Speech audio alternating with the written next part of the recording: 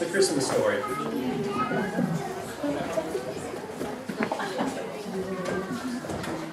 Mortimer's Christmas Manger. In a big house lived a wee mouse named Mortimer.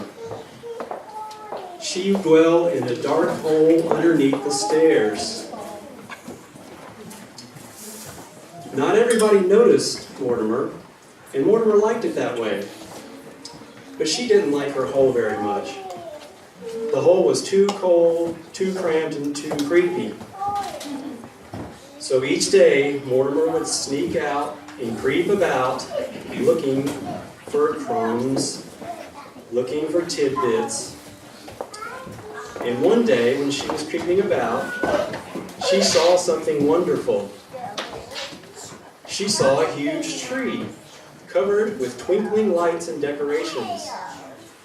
Nestled on top of the tree was a bright, shining star. But something even better was next to the tree on the table. Mortimer sighed with delight. A house just my size.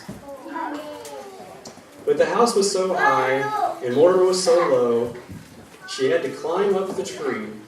It made a perfect ladder for a mouse.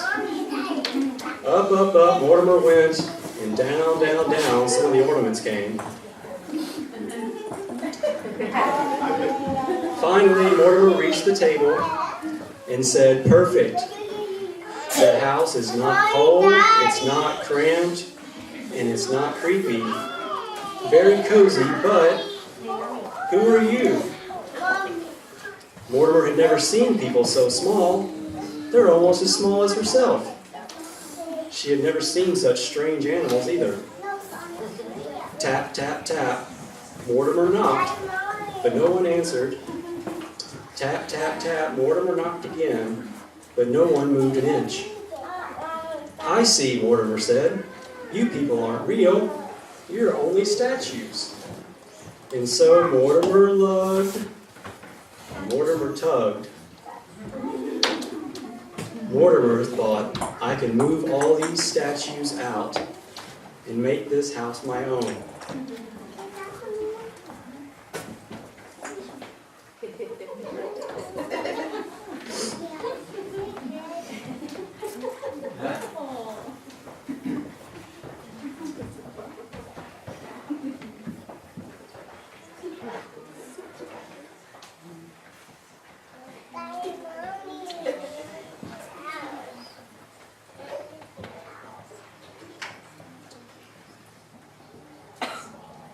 Then Mortimer reached the smallest statue and saw it was just a baby. A baby in a wooden bed, just Mortimer's size. "There's no room for you here," Mortimer said. "Out you go." And then into the bed Mortimer crawled. She fell fast asleep in the soft, warm hay. Well, the next day Mortimer's hungry again, so she crept about and had to find some good things to eat. Mortimer looked for crumbs, fruitcake pieces, coffee cups, peppermint candies. All around the house she looked and looked. Meanwhile, the kids who lived in that house saw the statues were out of place and put them back.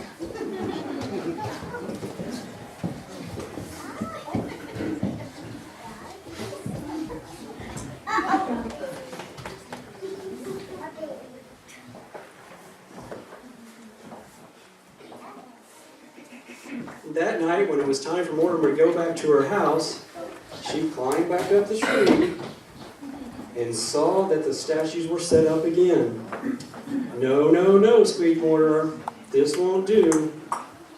He started lugging and tugging them out. She said, "There's no room for me." One by one, she moved them back out of the house.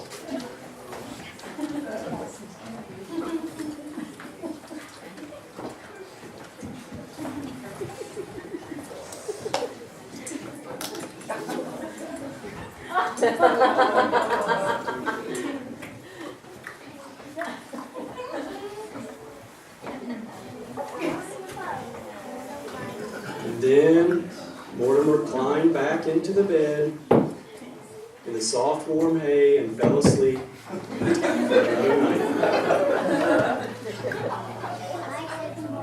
But each morning, when Mortimer got up and scampered about,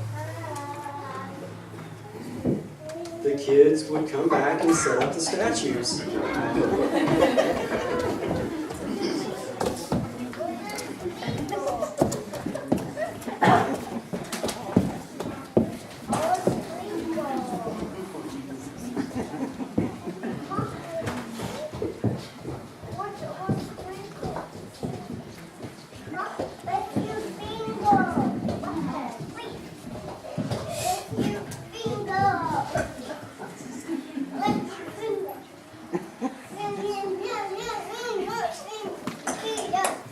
And again, each night, Mortimer would climb back up the tree.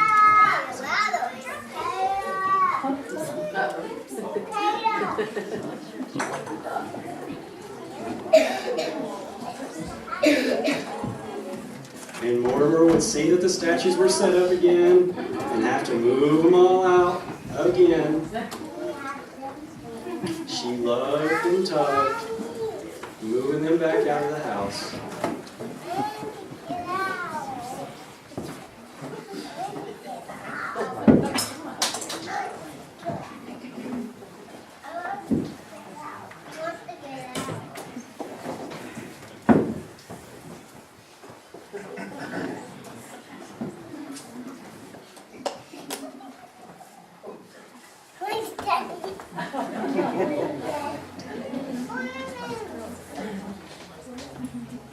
And then Mortimer went back to sleep, but then the next morning,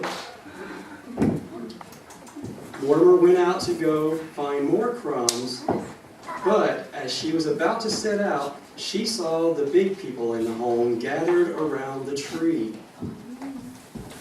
Mortimer couldn't go out there, so she stayed hidden among the statues.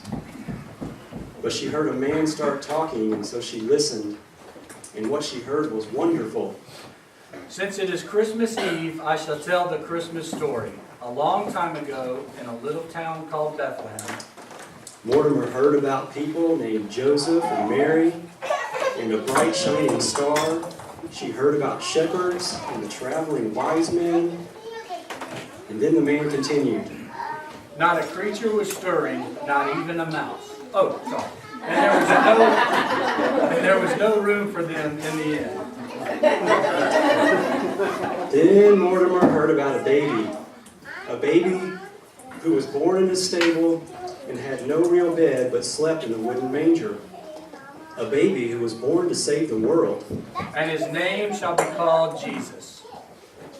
Mortimer looked at the baby. She looked at the bright shining star at the tree. She looked at the statues and saw that that bed was not supposed to be for her. When she looked at the baby, she sighed and said, "You aren't just any statue. You're a statue of Jesus." Mortimer sniffed, Mortimer snuffled, and a tear rolled down her furry cheeks. "There was no room for you in the end, but I know where there is room," she said. And so, Mortimer lugged, and Mortimer tugged, and she started to put the statues back in their places.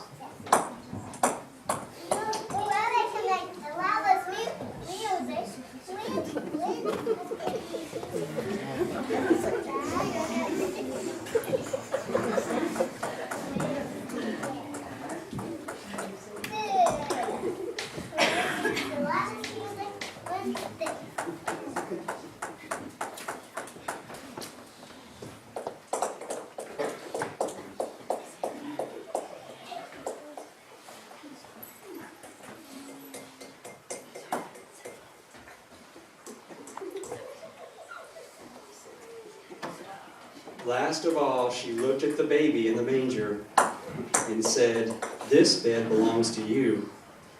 You look warm and cozy now." But there was no more room for Mortimer in there, except to go back to the cold and cramped and creepy hole. So as Mortimer went back down, she said a prayer. Jesus, you were born to save the world. Perhaps you could also bring me a house. And then Mortimer spied something new. What she spied was something wonderful. A house just my size, and there's no statues. And so Mortimer moved in and said, "Thank you, Jesus. You've made room for me too." The end.